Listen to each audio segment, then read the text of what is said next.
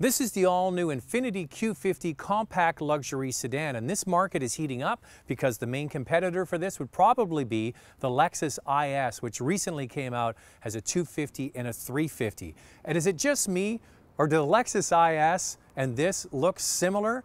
Now, Lexus calls it their spindle grille, but I kind of think that they look very similar, especially from the front. The side and rear of the cars definitely have a slightly different approach. The IS is more muscular looking. This is a little bit more elegant. Regardless, they're both nice looking cars, and this vehicle has a lot going for it. First and foremost, the Q50, it's only available with a 3.7 liter V6 engine or a hybrid system. If you look at some of the other competitors like Audi or BMW, they start out with turbocharged 4 cylinders. Infiniti has just gone to a large 3.7 liter displacement engine that provides a lot more power and a much better bang for the buck.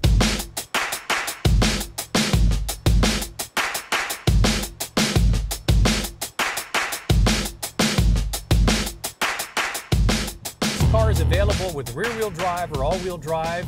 Comes standard with a 3.7 liter V6 or a hybrid system. 328 horsepower is the standard 3.7 liter V6 engine, which is way up on power to much of the competition. You look at the base BMW, it's a 4-cylinder turbo. Same thing with Audi. Even if you look at the 335, it's only 300 horsepower. And the Lexus IS 350 is 306 horsepower. So it beats all of those on power.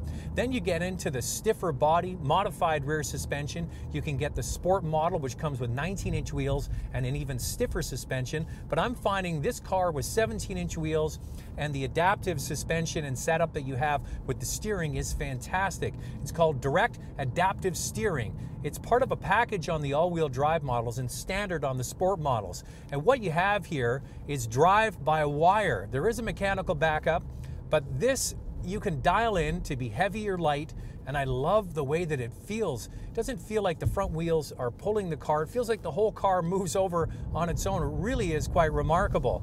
The best way to describe this car is it feels like an extension of me.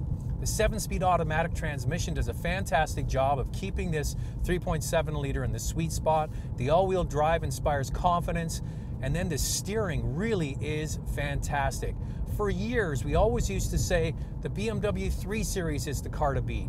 But I gotta tell you, the price premium they're charging for the 335, I don't believe is worth it anymore. That Lexus IS is a fantastic car for much, much less. This Infiniti Q50 is so much cheaper than the BMW 335 that I really can't recommend that car. You save so much money, you get a fabulous driving and handling car, and you keep that extra money in the bank. You know what? That gap that the Germans used to have is almost zero now.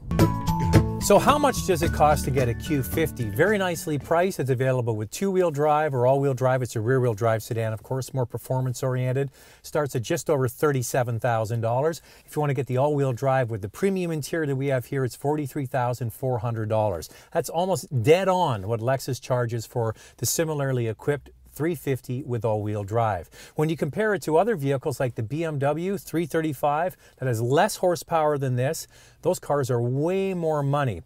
And that's what this is really hoping to do, is capitalize on the people that want a premium car, don't want to spend all the money for a German car. But I tell you what, you get a lot for your money.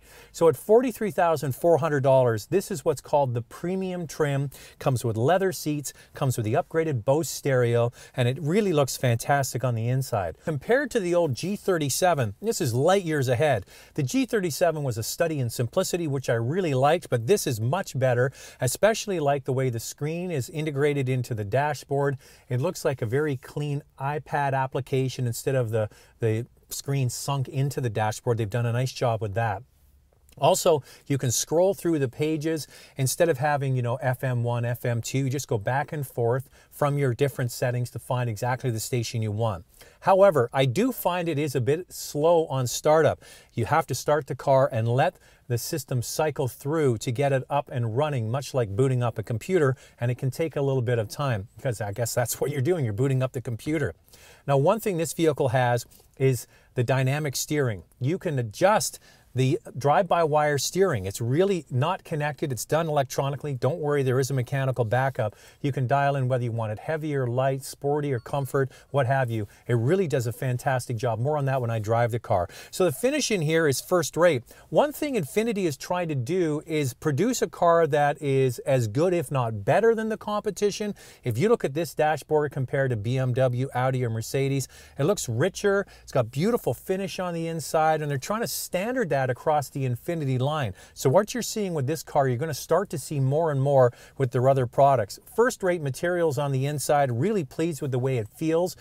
And you know what? The Germans are kind of falling behind on this. Some of their cars are looking really dull and dated, and this car looks fresh and modern. I think I have a new favorite in the compact luxury sedan segment, the Q50. A few reasons why. Right out of the gate, it comes with the 3.7-liter V6. That's the starting engine. You can get in the hybrid if you like, which actually adds more power. But you know what? When you compare this to like the BMW, it's got a turbo 4-cylinder. Audi's got the turbo 4-cylinder. Mercedes with the C-Class, they have a 4-cylinder as well. Right out of the gate, a powerful V6 engine. And the price is right on the nose with the Lexus IS, but I really prefer the way this car feels. The Lexus was fantastic. I thought that was a great car too. But this one with that adaptive steering, it just feels like it's an extension of my body, and I loved every moment of it. So it's got great power, it's got great handling and steering, and it also has a very nicely finished interior, miles ahead of the old G37, and actually looking better than many of the other competitors in this class. Especially the German cars